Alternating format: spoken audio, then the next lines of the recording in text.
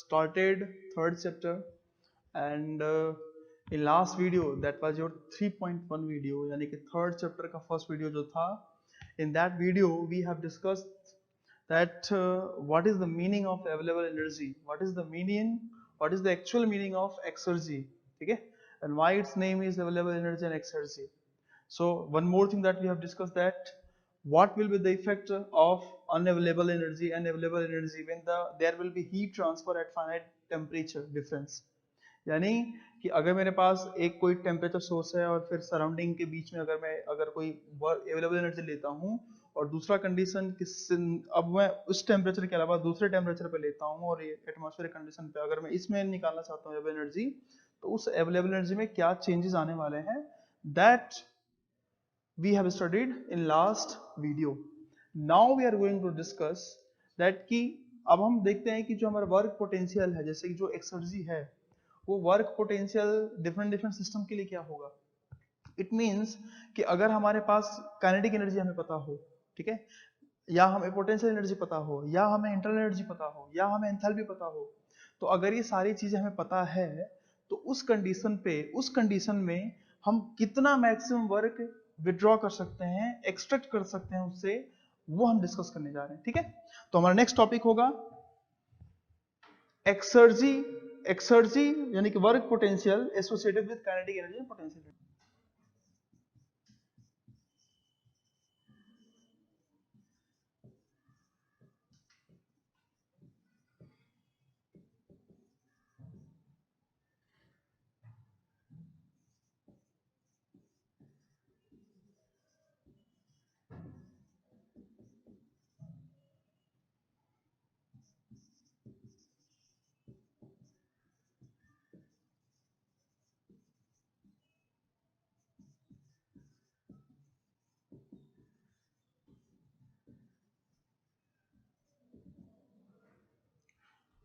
ठीक है, तो हम अब नेक्स्ट जो डिस्कस करने जा रहे हैं वो है कि एक्सर्जी यानी कि जो वर्क पोटेंशियल है वो काइनेटिक एनर्जी और पोटेंशियल एनर्जी के साथ किस तरीके से निकालेंगे.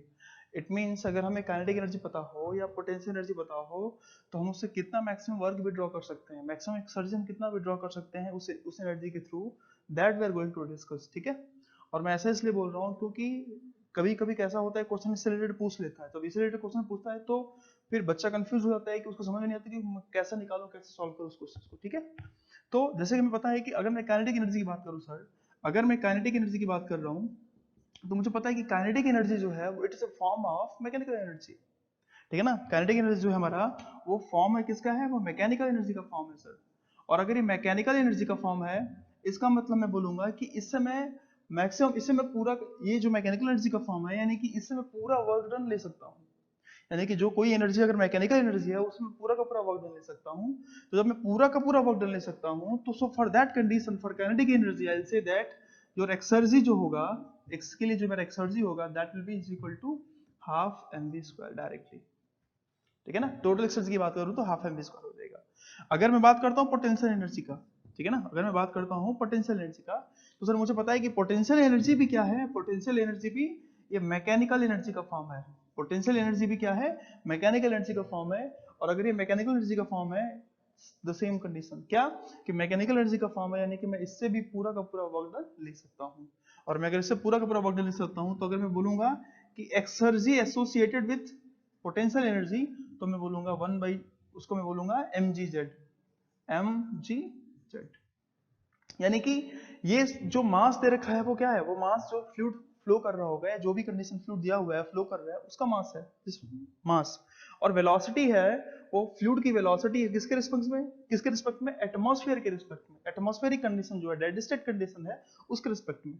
आई बात समझ में. सिमिलरली अगर मैं यहाँ पे mgz की बात कर रहा हूँ सर, तो जो मास m है वो मास m क्या है, मास m है वो हमारा फ्लूइड, जो भी फ्लूइड है वहां पे उसका मास है. ठीक है, और z का मतलब है कि एक फिक्स रेफरेंस से हाइट, यानी किस हाइट पे सिस्टम है, और रेफरेंस वो किसके रिलेटेड है, वो रेफरेंस हमारा एटमॉस्फेयर यानी एनवायरनमेंट के रिलेटेड है, हमारा एटमॉस्फेयर. ठीक है, लेकिन हम थोड़ी देर में वो डिस्कस करेंगे सर कि अगर मैं बात करूंगा इंटरनल एनर्जी का, अगर मैं बात करूंगा एंथैल्पी का, तो अगर हमारे पास इंटरनल एनर्जी है और हमारे पास अगर एंथैल्पी है, तो मैं अगर उन दोनों के एसोसिएटेड एक्सर्जी की बात करूंगा तो ये पूरा का पूरा नहीं होगा. जैसे कि हमने क्या देखा यहाँ पे, एक्सर्जी के लिए हमने पूरा का पूरा ले लिया हाफ एम वी स्क्वायर। हमने क्या देखा कि एक्सर्जी के लिए हमें पोटेंशियल एनर्जी से रिलेटेड जो एक्सर्जी लेना था उसके लिए हमने पूरा का पूरा ले लिया। लेकिन अगर मैं यू से रिलेटेड यू के लिए निकालूंगा, अगर हमारे पास जैसे कि हमने क्या बोला था कि हमारे पास कोई कोई फ्लूइड है, उसका काइनेटिक एनर्जी है, तो उससे एसोसिएटेड कितना वर्क पोटेंशियल होगा, तो पूरा का पूरा मैंने half M V square direct पूरा दे दिया।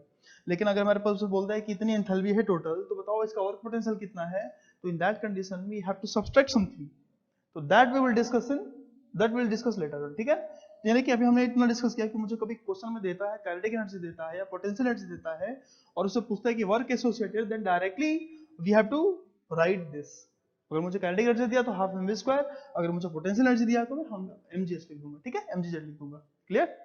तो अब हम देखते हैं कि नेक्स्ट वाला कंडीशन क्या है। ठीक है, तो अब हम डिस्कस करने जा रहे हैं कि एक्सर्जी चेंज ऑफ सिस्टम। ठीक है ना, अगर मैं एक्सर्जी चेंज की बात करता हूँ सिस्टम का, तो किस तरीके से मुझे फाइंड करना होगा। ठीक है ना, तो एक्सर्जी चेंज का मतलब मैं अवेलेबल एनर्जी की चेंज की बात करता हूँ या अवेलेबिलिटी की चेंज की बात करता हूँ। ठीक है, तो अगर सर देखो कहीं भी चेंज आ गया ना, इसका मतलब कि जनरली मान के चलो कि मैं प्रोसेस की बात कर रहा हूँ। चेंज आया मतलब चेंज ऑफ स्टेट, कंडीशन का चेंज बोल रहा है, तो कंडीशन का चेंज बोल रहा है, इसका मतलब कि मैं प्रोसेस की बात कर रहा हूँ। ठीक है सर, तो अगर मैं प्रोसेस की बात कर रहा हूँ तो मैं क्या बोलूंगा कि अगर पहला मैं सपोज मैंने पहला सिस्टम ले लिया, पहला कौन सिस्टम लिया, अगर मैंने क्लोज्ड सिस्टम ले लिया, कौन सा सिस्टम लिया, क्लोज्ड बोलो या नॉन फ्लो बोलो। ठीक है, क्लोज बोला या नॉन फ्लो बोला, या मैं चाहूँ तो इसको बोल सकता हूँ फॉर फिक्स्ड मास, क्योंकि क्लोज सिस्टम में क्या होता है कि मास हमारा फिक्स्ड होता है। ठीक है, फॉर फिक्स्ड मास। तो अगर मुझे ऐसा मुझे बोल दिया कि क्लोज सिस्टम के लिए बताओ या फिक्स्ड मास के लिए बताओ कितना टोटल एक्सर्जी का चेंज होगा, अगर मुझे निकालना है, तो मुझे पता है क्या कि क्लोज सिस्टम के लिए मैं बोल रहा हूँ सर, तो एक चीज मैं बोल सकता हूँ यहाँ पे, क्या कुछ चीजें मैं डिस्कस करूंगा, वो डिस्कस ये करेंगे हम लोग कि मैं बोलता हूँ सर सपोज अगर ये सिस्टम है, एक कोई मैंने सिस्टम ले लिया। ठीक है, अगर मैंने इसको सिस्टम ले लिया है तो ध्यान से देखेंगे हम लोग, सिस्टम है। अब मैं बोल रहा हूँ कि अगर सिस्टम की बात कर दिया मैंने, ठीक है ना, अब मैं बोल रहा हूँ कि सिस्टम से अगर हीट ट्रांसफर ऐसे हो रही है, ठीक है, तो मैं एक चीज क्या बोल सकता हूँ क्या कि टोटल अगर ये सिस्टम है और ये यूनिवर्स वाली है, मैंने पूरा का पूरा यूनिवर्स है, ये यूनिवर्स है, तो system plus surrounding that will B comprise of universe. तो अगर टोटल यूनिवर्स बोल लो तो इसको सराउंडिंग बोल दो और ये पूरा क्या हो जाएगा, यूनिवर्स हो जाएगा। तो मैं ऐसा बोल सकता हूँ क्या कि टोटल अगर मैं dq की बात करूँ, ठीक है ना, और मैंने क्या बोल दिया कि अगर यूनिवर्स की बात कर रहा हूँ, सर ध्यान से देखो, अगर मैं यूनिवर्स की बात कर रहा हूँ तो यूनिवर्स का मतलब मैंने मान रखा है क्या, आइसोलेटेड सिस्टम। यूनिवर्स हमने क्या माना है, आइसोलेटेड सिस्टम। और अगर ये यूनिवर्स है, अगर ये यूनिवर्स है सर, तो यूनिवर्स का मतलब होता है कि आइसोलेटेड सिस्टम ना तो मास का ट्रांसफर होगा ना एनर्जी का ट्रांसफर होगा। तो मैं ऐसा बोलूंगा कि dq isolated that will equal to 0 बोल सकता हूं मैं। और मुझे ये भी पता है कि जो dq आइसोलेटेड है that will be equal to dq system plus dq surrounding is equal to 0। यानी कि अगर मुझे dq सिस्टम को लेना है सर, मैं क्या बोल सकता हूँ कि dq system that will be equal to, यहां से बोल सकता हूँ कि dq system that will be equal to minus dw surrounding. एक तो मैं यहां पॉइंट बोल सकता हूँ। ठीक है, ये मैं ऐसा इसलिए बताया क्योंकि मैं ये आगे यूज करने वाला हूँ। ठीक है ना, आगे यूज करने जा रहा हूँ। अब ध्यान से देखो, अब अगर मुझे क्लोज सिस्टम को निकालना है तो मुझे पता है कि सर फॉर सिस्टम की बात करूँ और चेंज की बात करता हूँ, प्रोसेस की बात करता हूँ, फॉर क्लोज सिस्टम मुझे एक चीज पता है, वर्क निकालने के लिए हमारे पास क्या तरीका होता है, क्लोज सिस्टम के लिए हम पढ़ते हैं first law of thermodynamics for a process, और वो क्या होता है कि dq is equal to du plus dw। और मैंने बताया हुआ है कि du कब होगा, जनरली होता है d, लेकिन du का मतलब है कि if change in kinetic and change in potential energy zero, in that condition we are writing du। आई बात समझ में? तो अगर मैं यहां से देखूं सर, तो मैं क्या बोल सकता हूं, यहां से बोलूंगा कि जो मेरा dw, मुझे dw निकालना है, dq और dw पे कट लगा हुआ है, यानी कि dw यानी कि जो हीट है और वर्क है, हीट और वर्क दोनों क्या है, पाथ फंक्शन है, दोनों इनएग्जैक्ट डिफरेंशियल है। ठीक है, तो मैं यहां से लिख सकता हूं कि dw is equal to dq minus du। ठीक है, और मैं अगर मैं इस सिस्टम की बात करता हूँ, ध्यान से देखो, इस सिस्टम की बात कर रहा हूँ, तो सारा का सारा मैं सिस्टम का वर्क निकालना चाह रहा हूँ। ये भी किसका हो जाएगा, सिस्टम का हो जाएगा, ये भी किसका होगा, सिस्टम का होगा। आई बात समझ में? तो अगर मैंने सिस्टम का निकाल लिया, अब मैं क्या बोल सकता हूँ, ध्यान से देखो कि dw is equal to, dw किसका, सिस्टम का, dw सिस्टम मुझे निकालना है, क्योंकि मुझे निकालना है कि एक्सर्जी का चेंज, यानी कि इस सिस्टम के लिए निकालना है मुझे कि अगर फिक्स मास का सिस्टम है, फिक्स मास का सिस्टम है, तो उसमें एक्सर्जी का चेंज हम किस तरीके से निकालेंगे। ठीक है, तो dw सिस्टम निकालना है मुझे, तो dq सिस्टम की जगह पे मैं क्या लिख सकता हूँ सर, dq सराउंडिंग, तो मैं लिखूंगा minus D Q surrounding, minus D Q surrounding, और मैं यहां पे क्या लिख सकता हूं माइनस डी यू सिस्टम। अब मुझे एक चीज और पता है कि मुझे ये पता है कि डी क्यू इक्वल तो क्या होता है टीडीएस। तो डी क्यू सराउंडिंग, अगर मुझे सराउंडिंग का लेना है सर, तो मुझे पता है कि D Q equal to TDS. तो अगर सराउंडिंग के हीट ट्रांसफर की बात कर रहा हूं तो टेम्परेचर कौन सा आएगा, सराउंडिंग आएगा।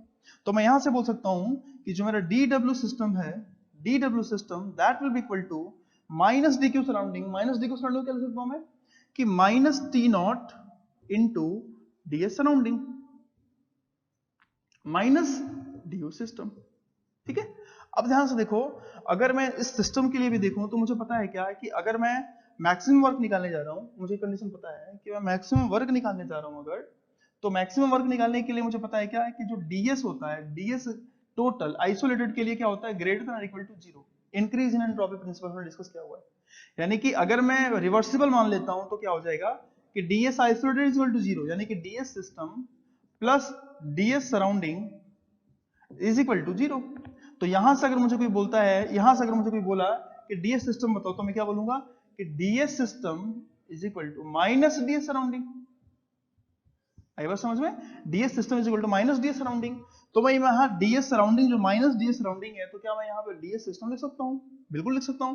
तो मैं बोलूंगा कि T naught into DS system और माइनस डी यू सिस्टम, और यहां से मैं लिख सकता हूं सर सेम चीज टी डब्ल्यू सिस्टम। अब मुझे अगर टोटल वर्क, मुझे मैक्सिमम वर्क निकालना है सर, यहाँ से इस सिस्टम के लिए मुझे मैक्सिमम वर्क निकालना है, क्योंकि मैक्सिमम वर्क ही हमारा क्या है, एक्सर्जी चेंज है।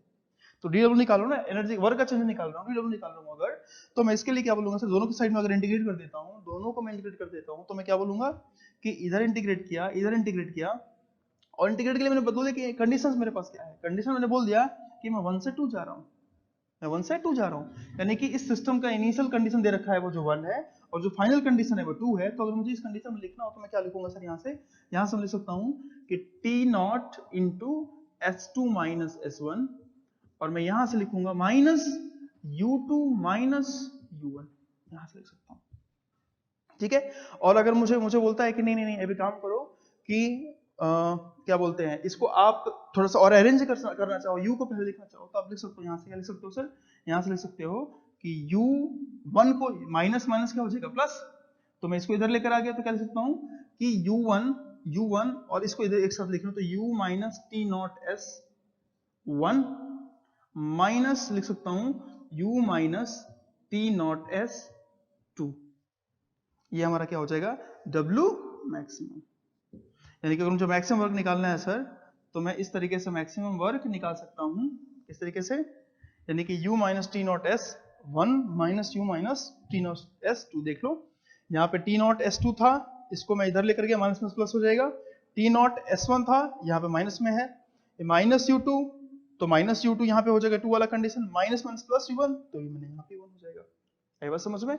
तो अगर मुझे कोई बोलता है कि मुझे मैक्सिमम वर्क निकालना है, तो मैं बोलूंगा कि मैक्सिमम वर्क जो होगा for the case of close system that will equal to U minus T naught S minus U minus T naught S two. ठीक है, टी नॉट एस जो सफिक्स मैंने रख दिया 1/2। आई बात समझ में। यानी कि ध्यान से देखो सर, अगर मैं चाहूं तो यहाँ बोल सकता हूँ कि जैसे मैंने पहले बोला था कि अगर मैं काइनेटिक एनर्जी की बात करूंगा, अगर मैं पोटेंशियल एनर्जी की बात करूंगा, तो दोनों कंडीशन में जो मेरा वर्क पोटेंशियल होगा associated with kinetic energy and potential that was equal to, बिल्कुल सेम था वो। काइनेटिक एनर्जी केस में बिल्कुल काइनेटिक एनर्जी था, पोटेंशियल एनर्जी केस में बिल्कुल पोटेंशियल एनर्जी था सर। लेकिन यहां मैं देख रहा हूं कि अगर मुझे इंटरनल एनर्जी पता हो तो उसके लिए मुझे माइनस कर रहा हूं, अगर मुझे इंटरनल एनर्जी के साथ निकालना है वर्क पोटेंशियल, तो उसके लिए मुझे कुछ ना कुछ माइनस करना पड़ रहा है। आई बात समझ में। तो हमने क्या देखा कि अगर हम बात करते हैं exergy changes of the system में, और मैं क्लोज सिस्टम की बात करता हूं, तो क्लोज सिस्टम के लिए मैंने निकाला है कि डब्ल्यू मैक्स होगा that will equal to U minus T naught S one minus U minus T naught S sufficient to लिख लेना है। सो हमने देखा अभी कि अगर मुझे क्लोज सिस्टम की बात कर रहे हैं हम लोग, तो क्लोज सिस्टम, जैसे कि मैंने एक एग्जांपल ले लिया क्लोज सिस्टम का, तो क्लोज सिस्टम के केस में जो मैक्सिमम वर्क था वो क्या था, u minus T naught S minus U minus T naught S 1 और 2। यानी कि ये जो सिस्टम है, इस सिस्टम के पास इतना वर्क है, इसके अंदर जो फ्लूइड है, इस फ्लूइड के पास इतना वर्क पोटेंशियल है, उसका जितना चेंज मैंने निकाल लिया चेंज करने पे, ठीक है ना। लेकिन ध्यान से देखो, अब मैं बात करता हूँ कि अगर मैं क्लोज सिस्टम की बात कर रहा हूँ, तो क्लोज सिस्टम में एक तो हमने निकाला मैक्सिमम वर्क, लेकिन क्लोज सिस्टम यानी कि अगर मैंने एक छोटा सा पिस्टन सिलेंडर का अरेंजमेंट ले लिया हूँ सर, तो अगर मैं क्या बोल रहा हूँ कि इसके पास जो इनिशियल कंडीशन था और ये फाइनल कंडीशन है, चेंज हो रहा है, तो इस चेंज में मैक्सिमम वर्क को मुझे इतना पता चल गया कि यहाँ से जब सिस्टम चेंज हो रहा है तो मैक्सिमम वर्क इतना होगा, इस वर्क पोटेंशियल इतना है इस सिस्टम के पास। लेकिन अगर मुझे कोई बोलता है कि मैक्सिमम यूजफुल वर्क कितना होगा, यूजफुल मतलब कि इसके पास वो है ठीक है, लेकिन ये बाहर कितना दे पाएगा, ये बाहर कितना दे पाएगा, तो ध्यान से देखते हैं हम कि सर हमेशा देखो जैसे एक्सपेंड करेगा तो बाहर एटमॉस्फेयर लगा हुआ है, एटमॉस्फेरिक प्रेशर यानी कि एटमॉस्फेयर इसको सप्रेस किया हुआ है, तो जब एटमॉस्फेरिक प्रेशर इस पे लगा हुआ है तो जब ये मूव करेगा सर, ये मूव यहाँ से कहाँ करे यानी V1 से V2 कर रहा है, तो उस कंडीशन पे एटमॉस्फेरिक प्रेशर की वजह से वहां पे एक एटमॉस्फेरिक वर्क भी लग रहा है उसके ऊपर, यानी कि उसको हटाने के लिए एटमॉस्फेरिक वर्क को भी हटाना पड़ रहा है। यानी कि मैं ये बोलूंगा सर कि अगर क्लोज सिस्टम की बात करते हैं तो क्लोज सिस्टम में एक तो मैंने डब्ल्यू मैक्स निकाल लिया, लेकिन डब्ल्यू मैक्स के साथ साथ एक वहां पे एक यूजफुल वर्क भी होगा, एक यूजफुल वर्क भी होगा। और वो यूजफुल कैसे निकालोगे सर, वो यूजफुल जो वर्क है वो किस तरीके से निकालोगे, यूजफुल वर्क जो होगा that will be equal to maximum work, तो मुझे पता है सर, माइनस एटमॉस्फेरिक वर्क। यानी कि इतना वर्क पोटेंशियल का चेंज मुझे पता चल गया, एक्सर्जी का चेंज सिस्टम के पास इतना होगा टोटल। लेकिन आपको अगर चाहिए बाहर किसी पर्टिकुलर चीज इससे वर्क लेना है सर, तो मैं देख रहा हूं कि बाहर जाने के लिए क्या कर मूव कर रहा है, तो इसके ऊपर एटमॉस्फेरिक वर्क भी लगा हुआ है, तो एटमॉस्फेरिक वर्क को भी हटाना पड़ रहा है। यानी कि वो एटमॉस्फेरिक वर्क अगर माइनस कर दिया मैंने, तो एक्चुअल में जो अमाउंट बचेगा दो हम यूज कर सकते हैं,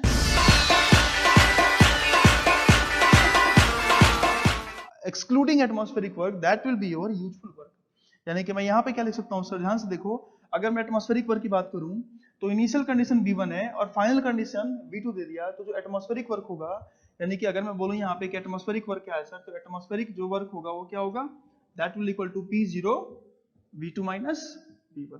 अगर ये स्टार्टिंग मतलब ये V2 है और वो V1 है, ठीक है, तो मैं यहाँ से क्या लिख सकता हूँ कि W max का मतलब ये मुझे पता है, U naught minus T naught S 1 minus U naught minus T naught S 2 पे।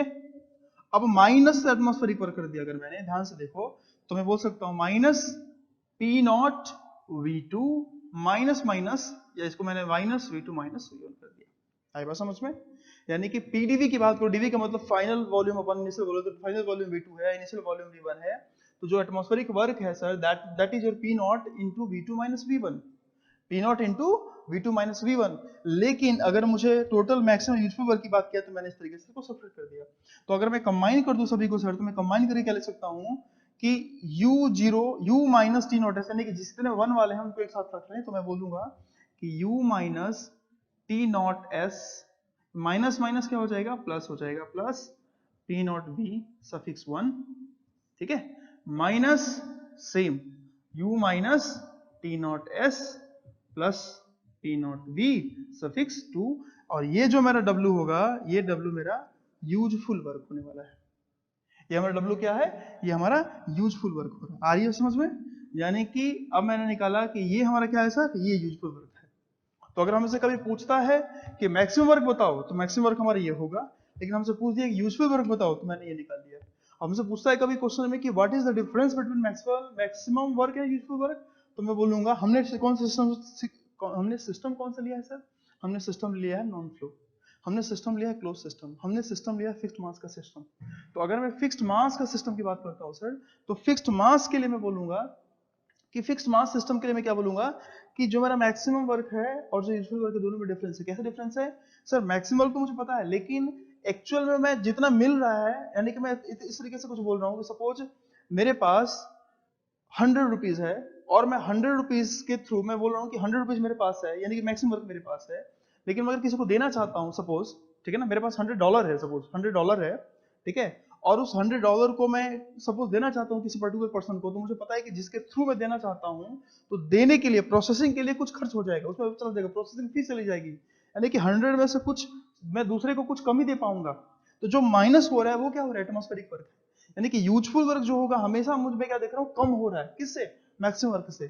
कितने अमाउंट कम, जो प्रोसेसिंग लग रहा है, यानी कि इस कंडीशन में मैक्सिमम वर्क है उससे उसमें से माइनस कर देना क्या, एटमॉस्फेरिक वर्क। अगर मैं एटमॉस्फेरिक वर्क माइनस कर दिया सर, तो मुझे मिल जाएगा यूजफुल वर्क। आई बात समझ में? तो हमने अभी ये डिस्कस किया कि एक्सर्जी चेंज ऑफ सिस्टम की बात करें तो किस तरीके से निकालेंगे। आई बात समझ में? और हमने एक चीज यहाँ पे नोटिस किया होगा अगर कि सर अगर मैं एक्सर्जी की बात कर रहा हूँ तो जो एक्सर्जी जो क्वांटिटी है, देखो ध्यान से, एक्सर्जी चेंज की बात कर रहा हूँ तो यहाँ पे 1 पॉइंट भी आ रहा है, 2 पॉइंट भी आ रहा है, यानी कि जो सिस्टम की प्रॉपर्टीज है, सिस्टम के स्टेट है, सिस्टम का कंडीशन है इनिशियल फाइनल, वो भी पॉइंट आ रहे हैं, लेकिन यहाँ पे पी नॉट टी नॉट भी आ रहा है, यानी कि यहाँ पे इन्वायरमेंट का कंडीशन भी आ रहा है, इन्वायरमेंटल कंडीशन है T not P not, environment condition में तो डेड स्टेट की कंडीशन है। इसका मतलब मैं बोलूंगा सर कि जो हमारा एक्सर्जी है, जो एक्सर्जी जो प्रॉपर्टी है, वो केवल और केवल सिस्टम के पैरामीटर पे डिपेंड नहीं कर रहा है।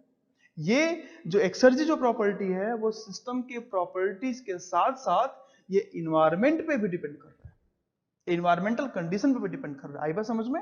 यानी कि ये एक ऐसी प्रॉपर्टी है एक्सर्जी जो सर सिस्टम के प्रॉपर्टीज के साथ साथ इन्वायरमेंट की कंडीशन पे भी डिपेंड कर रहा है। आई बात समझ में? तो जैसे हमने डिस्कस किया exergy change of a system, हमने पहला लिया था क्लोज सिस्टम में नॉन फ्लो या फिक्स्ड मास, अब हम दूसरा लेंगे ओपन सिस्टम, ठीक है, या फ्लो प्रोसेस बोल दो या ओपन बोल दो या इसको कंट्रोल वॉल्यूम बोल सकते हो या फिक्स्ड वॉल्यूम बोल सकते हो यहाँ, ठीक है। नेक्स्ट, ठीक है, तो अब हम डिस्कस करने जा रहे हैं सेकंड पॉइंट जो हमारा क्या है, ओपन सिस्टम के लिए। अगर मुझे ओपन सिस्टम के लिए एक्सर्जी चेंज निकालना है सर, तो उसके लिए मुझे पता है क्या कि ओपन सिस्टम के लिए हम हमेशा क्या यूज करते हैं, स्टेडी फ्लो एनर्जी इक्वेशन, ठीक है। और स्टेडी फ्लो एनर्जी इक्वेशन हमने क्या लिखा था, इसको चाहो तो आप लिख सकते हो फिक्स्ड वॉल्यूम या कंट्रोल वॉल्यूम के लिए लिख सकते हो। तो इसके लिए हमने क्या निकाला था सर, इसके लिए हमने देखा था कि स्टेडी फ्लो एनर्जी इक्वेशन के अकॉर्डिंग क्या बोल सकते हैं कि H1 plus C1 square by 2 plus GZ1 plus Q that will be equal to H2 plus C2 square by 2 plus GZ2 plus W control volume, ठीक है। तो अगर मैं यहाँ पे ले रहा हूँ कि चेंज इन काइनेटिक और चेंज इन पोटेंशियल का मैं कुछ इफेक्ट नहीं ले रहा हूँ, change in kinetic and change in potential को मैं ले रहा हूँ 0 अप्रोक्सीमेटली, तो मैं ये वाला टर्म सॉरी ये टर्म दोनों कैंसिल आउट हो जाएगा, हट जाएगा, चेंज 0 है यानी कि ऑलमोस्ट सेम है। तो जब ऐसा कंडीशन होगा तो मैं क्या बोलूंगा सर यहाँ पे कि H1 plus Q is equal to H2, ठीक है, H2 यहां से मैंने ले लिया प्लस W कंट्रोल वॉल्यूम, अब मैं ये ले लिया हूं। तो अगर मैं यहाँ पे इसको चाहूँ तो मैं एक और तरीके से लिख सकता हूँ कि Q is equal to H2 minus H1 यानी कि DH प्लस W। अब मैं अगर इसको कंपेयर करूं पहले वाले कंडीशन से, पहले कंडीशन कुछ था, कुछ इस तरीके से था, Q is equal to du plus W, ठीक है। देखो कभी कंफ्यूज मत हुआ करो, ये जब कुछ ऐसा कंडीशन आता है ना कि Q is equal to du plus W बोल दिया, कभी बोल दिया कि dq is equal to du plus dw, तो कंफ्यूज नहीं होना है। क्यों? वैसे अगर देखा जाए तो जो भी Q और W है वो क्या है, हमने डिस्कस किया हुआ है फर्स्ट चैप्टर में कि जो Q और W है वो एनर्जी इन ट्रांजिट फॉर्म है, और जो एनर्जी इन ट्रांजिट फॉर्म है यानी कि सिस्टम के लिए, अगर कोई सिस्टम है तो इस सिस्टम के लिए आना या जाना ये है Q और W। तो केवल Q लिखो या DQ लिखो, इसका मतलब हमेशा है कि एनर्जी ट्रांसफर की बात कर रहे हैं, वर्क चेंज की बात कर रहा हूँ, हीट एक्सचेंज की बात कर रहा हूँ, हीट ट्रांसफर की बात कर रहा हूँ, वर्क ट्रांसफर की बात कर रहा हूँ। तो यहाँ से मैं जब कंपेयर करूँ तो मैं लिख सकता हूँ क्या, ऑलमोस्ट सेम है, बस H को मैं U से रिप्लेस कर सकता हूँ, यानी कि इससे पहले वाले इक्वेशन में जो मैंने मैक्सिमम वर्क निकाला था सर, तो जहां जहां पे U था वहां मैं H कर सकता हूँ। तो for that condition I can write कि W मैक्सिमम जो होना चाहिए सर वो क्या होना चाहिए, H minus T naught S 1 पे minus H minus T naught S 2 पे, ठीक है। अब ये हमारा जो होगा ये मैक्सिमम वर्क होगा। देखो ध्यान से, कंफ्यूज यहाँ फिर से नहीं होना। आप बोलोगे सर आपने पहले वाले कंडीशन में तो आपने कैपिटल यू लिखा था, यहाँ पे स्मॉल एच लिख रहे हो। स्मॉल एच कैपिटल में कोई डिफरेंस नहीं है। अगर वहां पे मैंने कैपिटल यू लिखा है तो वहां पे टी नॉट के बाद जो एस लिखा वो कैपिटल एस होगा, यानी कि मैं टोटल मास कंसिडर कर चुका हूँ। अगर वहां पे स्मॉल यू लिखा है तो ये स्मॉल एस होगा, यानी कि पर केजी की बात कर रहा हूँ। यहाँ पे स्मॉल एच लिखा हूँ तो ये स्मॉल एस है। आई बात समझ में? तो ये हमारा टोटल होगा मैक्सिमम। जैसे मैंने याद करो, मैंने बोला था आप लोगों को कि अगर हम बात करेंगे वर्क पोटेंशियल किसका, काइनेटिक एनर्जी का, पोटेंशियल एनर्जी का, तो दोनों मैकेनिकल एनर्जी का फॉर्म है, इसलिए पूरा का पूरा वर्क पोटेंशियल हो गया, पूरा का पूरा मैक्सिमम वर्क ले सकते हो आप, और इसलिए बिल्कुल सेम था वैल्यू। लेकिन मैं बात करूँ एंथैल्पी का या बात करूँ इंटर एनर्जी का, तो उस कंडीशन में मुझे कुछ वर्क पोटेंशियल निकालने के लिए, मैक्सिमम वर्क निकालने के लिए मुझे कुछ ना कुछ माइनस करना पड़ रहा है। आई बात समझ में? लेकिन ध्यान दो, ये तभी पॉसिबल है ये कंडीशन जब change in kinetic and change in potential zero है। अगर सपोज हमें दे दिया कि change in kinetic and change in potential, जैसे गेट 2000 आई थिंक 13 में दे दिया क्वेश्चन, यानी कि अगर आपको पोटेंशियल दिया है माय डियर, आपको काइनेटिक दिया है, तो हमें पता है कि क्या करना है। अगर हमें कंडीशन दिया होगा kinetic, if kinetic and potential energy is given, तो उस कंडीशन में हम क्या लिखेंगे, सेम इसी में डब्ल्यू मैक्स क्या कर देंगे, डब्ल्यू मैक्स में हम W max is equal to हो जाएगा h minus T naught S, h minus T naught S 2 plus V square by 2 plus G Z. आई बात समझ में? यानी कि मैंने यहाँ पे काइनेटिक एनर्जी और पोटेंशियल एनर्जी को सेम ऐड कर दिया। अब आप पूछोगे सर सेम क्यों ऐड किया? हमने निकाल रखा था पहले वर्क पोटेंशियल एक्सर्जी की बात कर किया था काइनेटिक एनर्जी से एसोसिएटेड, और पोटेंशियल एनर्जी से एसोसिएटेड एक्सर्जी की बात हम लोग डिस्कस कर चुके हैं। आई बात समझ में? तो ये क्वेश्चन सेम पूछा जाता है, तो गेट 2013 में पूछा जाता था और बच्चों के लिए बहुत डिफिकल्ट क्वेश्चन हो गया था वो। आई बात समझ में ना? तो हमने अब डिस्कस किया कि एक्सर्जी चेंज जो है, जो एंट्रोपी चेंज, सॉरी जो एक्सर्जी चेंज यानी कि जो वर्क पोटेंशियल की बात कर रहा हूँ सिस्टम के लिए, मैं क्लोज सिस्टम के लिए और ओपन सिस्टम के लिए हम लोगों ने कंसीडर कर लिया। ठीक है, अब हम डिस्कस करने जा रहे हैं क्या चीज, नेक्स्ट डिस्कस करने जा रहे हैं कि मैक्सिमम, अच्छा इसमें अगर हम सभी बोलता है कि मैक्सिमम वर्क और यूजफुल वर्क में क्या रिलेशन होगा, तो मैं बोलूंगा सर अगर ध्यान से देख लो, ये तो हमने डिस्कस समझाने के लिए, अगर कोई भी फ्लो प्रोसेस लेता हूँ सर, देखो ध्यान से, कोई भी ये फ्लूइड फ्लो कर रहा है और मैंने ये कंसीडर किया है कंट्रोल वॉल्यूम, तो इसमें जरा सा भी देखो कोई भी एटमॉस्फेरिक इफेक्ट नहीं आ रहा। तो जो एटमॉस्फेरिक इफेक्ट नहीं आने वाला है, तो for this condition for open system मैं बोलूंगा कि फॉर ओपन सिस्टम जो मेरा W मैक्स होगा that will be equal to W useful. तो W मैक्स होगा that will be equal to W useful. आई बात समझ में? यानी कि यहाँ पे जो मैक्सिमम वर्क होगा that will be equal to maximum useful. तो नेक्स्ट हम डिस्कस करने जा रहे हैं जो बहुत इंपॉर्टेंट कॉन्सेप्ट, उसको बोलते हैं कि इरिवर्सिबिलिटी क्या है। ठीक है, तो अब हम डिस्कस करने जा रहे हैं इरिवर्सिबिलिटी। तो अगर मुझे बोले कोई कुछ पूछता है कभी कि इरिवर्सिबिलिटी कैसे निकालोगे, फाइंड करोगे, इस पे क्वेश्चन पूछता है, कई बार पूछा हुआ है गेट में। ठीक है, तो इरिवर्सिबिलिटी का मतलब होता है कि अगर मैं सपोज, जैसे कि हम थोड़ी देर पहले डिस्कस किए थे कि अगर हमारे पास, मैं बोल रहा हूँ कि मैक्सिमम इतना वर्क हो सकता था लेकिन मुझे एक्चुअल काफी कम वर्क मिला, तो दोनों का जो डिफरेंस है वही हमारा क्या है, रिवर्सिबिलिटी। ठीक है, इरिवर्सिबिलिटी का मतलब कि एंट्रोपी जनरेशन, एंट्रोपी चेंज की वजह से, जो हम डिस्कस करते हैं इरिवर्सिबिलिटी, तो उसकी वजह से जो जो लॉसेस हुआ, जो एनर्जी का जो जो जो मतलब क्या बोलते हैं, क्वालिटी का डिस्ट्रक्शन, डिग्रेडेशन हुआ, वो चीज है, उसको हम बोलते हैं इरिवर्सिबिलिटी। तो इरिवर्सिबिलिटी अगर मुझे निकालना हो, तो इरिवर्सिबिलिटी बहुत इंपॉर्टेंट पैरामीटर है। तो इरिवर्सिबिलिटी निकालना हो तो मैं बोलूंगा कि सर जो मैक्सिमम वर्क है और जो एक्चुअल वर्क है, दोनों का डिफरेंस ही हमारा क्या है, इरिवर्सिबिलिटी है। चाहो तो आप इसको इस तरीके से लिख सकते हो, इस एक्चुअल मैक्सिमम का मतलब, मैक्सिमम का मतलब मैं बोल रहा हूँ रिवर्सिबल की बात कर रहा हूँ, और एक्चुअल का मतलब मैं बात कर रहा हूँ मैक्सिमम यूजफुल की बात कर रहा हूँ। तो यूजफुल वर्क और रिवर्सिबल वर्क के बीच का जो डिफरेंस है वही क्या है, रिवर्सिबिलिटी है सर। या इसके लिए अलग से थ्योरम होता है कि अगर मुझे पता है कि जो एंट्रोपी जो जनरेट हो रहा है, टोटल एंट्रोपी जो चेंज हो रहा है सराउंडिंग का, that will be directly proportional to reversibility. जो बताया था कि स्टोडल थ्योरम था कि पूरे जो यूनिवर्स की अगर एंट्रोपी चेंज निकाल रहे हो वो डायरेक्टली प्रोपोर्शनल है, कि अगर यूनिवर्स का जो एंट्रोपी चेंज है वो बहुत ज्यादा है, तो उस कंडीशन में रिवर्सिबिलिटी बहुत ज्यादा होगी। तो जब प्रोपोर्शनलिटी कांस्टेंट हटाया तो that was equal to T naught, atmospheric condition. तो इसके लिए मैं निकाल सकता हूँ कि T I is equal to T naught delta S system plus delta S surrounding. क्यों मैं इसका दूसरा इक्वेशन लिखा? क्योंकि कई बार देखोगे आप कि आपको मैक्सिमम वर्क और एक्चुअल वर्क नहीं दिया होगा, तो आप मैक्सिमम वर्क और एक्चुअल नहीं दिया और आपको टी नॉट के फॉर्म में दिया और डेल्टा एस के फॉर्म में दिया, तो मैं डायरेक्टली इस फॉर्म से भी निकाल सकता हूँ रिवर्सिबिलिटी। क्यों? क्योंकि ध्यान दो माय डियर, जब हमने एंट्रोपी चेंज डिस्कस किया था तो वहां पे हमने बोला था कि आइडियल गैस के लिए हमने एंट्रोपी चेंज जब निकाला था तो उसके लिए 3 इक्वेशंस पढ़े थे। वो तीनों इक्वेशन बहुत बहुत इंपॉर्टेंट था। तो हम ऐसा देखेंगे बहुत बार कि अगर मुझे कंडीशन जो दिया है उस कंडीशन पे मैं तीनों क्वेश्चन, ऐसे जो क्वेश्चन है, इस क्वेश्चन को मैं बहुत इजीली सॉल्व कर सकता हूँ। ठीक है, तो किस तरीके से सॉल्व कर सकता हूँ मैं भी देख सकता हूँ, आराम से बहुत इजीली सॉल्व कर सकता हूँ with help of this formula. इस फार्मूले से जल्दी में इस फार्मूले से सॉल्व कर सकता हूँ क्वेश्चन। ठीक है ना? अगर हमसे पूछ दिया कि ये जो फार्मूला है ये किसके लिए वैलिड है, क्लोज सिस्टम ओपन सिस्टम, तो मैं बोलूंगा कि this is valid for open system and close system, यानी कि दोनों के लिए वैलिड है। ये किसके लिए वैलिड है? ये ओपन सिस्टम के लिए वैलिड है और ये क्लोज सिस्टम के लिए वैलिड है। ठीक है ना? तो ये हमारा एक्चुअल वर्क है, ये हमारा मैक्सिमम यानी रिवर्सल वर्क है।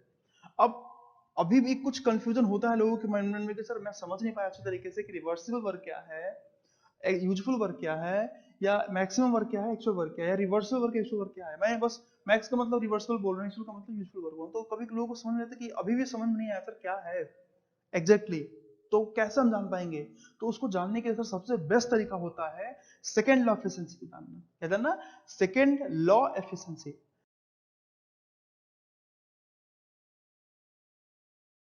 जो हमारा है ये बेस्ड है the rate of reversibility of a heat engine. इसके इस कॉन्सेप्ट के ऊपर ये क्वेश्चन है। क्वेश्चन समझ लेते हैं। पहले क्वेश्चन क्या है कि एक सोर्स का टेम्परेचर दे रखा है 1200 केल्विन और सिंक का टेम्परेचर दे रखा है 300 केल्विन, और बोला है कि इसके बीच में कोई मैं हीट इंजन ऑपरेट कर रहा हूँ। यहाँ पे बोला है कि हीट इंजन है और इस हीट इंजन में जो हीट सप्लाइड का रेट है वो 500 किलो जूल पर सेकेंड है। डॉट का मतलब पर यूनिट टाइम की रेट की बात कर रहा है। और इससे जो पावर मिल रहा है यानी कि जो वर्क मिल रहा है उसका रेट है 180 किलोवाट। तो बोला है कि बताओ इस कंडीशन के लिए रिवर्सिबल पावर क्या होगा, और दूसरा पूछा इस क्वेश्चन में कि irreversibility rate for this process क्या होगा, इस प्रोसेस के लिए इरिवर्सिबिलिटी रेट क्या होगा। तो देखो अच्छा क्वेश्चन है। अगर मुझे कभी भी रिवर्सिबल पावर निकालना है तो हमने एक कॉन्सेप्ट डिस्कस किया है कि रिवर्सिबल का मतलब होता है अगर मुझे कभी भी रिवर्सिबल कंडीशन या रिवर्सिबल का केस निकालना है तो मैं डायरेक्टली हीट इंजन से कितना रिवर्सिबल पावर मिलेगा, तो मैं डायरेक्टली कार्नोट जो साइकिल का कॉन्सेप्ट था, जो रिवर्सिबल साइकिल का कॉन्सेप्ट था, जो कार्नोट एफिशिएंसी का कॉन्सेप्ट था उसमें उसके पीछे जाएंगे हम। तो हमें पता है कि अगर इसी साइकिल में मुझे मैक्सिमम, रिवर्सिबल का मतलब क्या है कि मैक्सिमम, यानी कि जो मैं कार्नोट को कंसीडर करके कितना मैक्सिमम वर्क आउटपुट या मैक्सिमम वर्क या मैक्सिमम पावर का जो रेट है वो ले सकता हूं। तो अगर मैं रिवर्सिबल पावर की बात करूं यानी कि इस हीट इंजन को मैंने रिवर्सिबल मान लिया, इस हीट इंजन को मैंने रिवर्सिबल हीट इंजन माना, तो रिवर्सिबल हीट इंजन का मतलब मैं कार्नोट वाला कॉन्सेप्ट अप्लाई कर रहा हूं। और कार्नोट ने क्या बताया था कि अगर आपको किसी साइकिल का मैक्सिमम एफिशिएंसी निकालना है यानी रिवर्सिबल एफिशिएंसी निकालना है तो उसको वो जो एफिशिएंसी होगा that will B function of directly the temperature limits. जो अपर टेंपरेचर है और लोअर टेंपरेचर लिमिट्स है इसी का फंक्शन होगा हमारा एफिशिएंसी। तो यहां से मैं डायरेक्टली निकाल सकता हूं कि इस कंडीशन में जो मुझे पहला पूछा रिवर्सिबल पावर, तो इस कंडीशन में जो मेरा एफिशिएंसी होगा that efficiency will be equal to output upon input, ये हमें पता है।